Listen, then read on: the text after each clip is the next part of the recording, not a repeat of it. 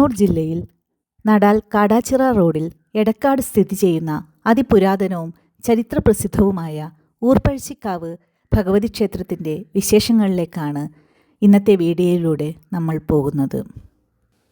പ്രകൃതിയും ആത്മീയതയും ഒത്തുപോകുന്ന ഇവിടെ പ്രധാന ആരാധനാമൂർത്തി ഭഗവതി ആണെങ്കിലും വേട്ടയ്ക്കൊരു മകൻ്റെ സാന്നിധ്യവും ഇവിടുത്തെ പ്രത്യേകതയാണ്.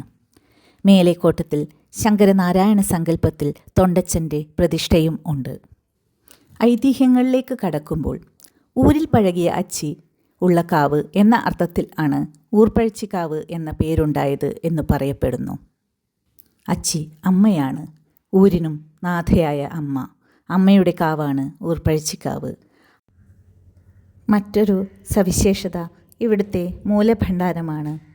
ഒറ്റ നോട്ടത്തിൽ ഒരു പാമ്പിൻ്റെ രൂപമായി തോന്നുമെങ്കിലും അത് വലിച്ചെടുത്താൽ നമുക്ക് ഭണ്ഡാരത്തിൽ കാണിക്ക സമർപ്പിക്കാൻ സാധിക്കും.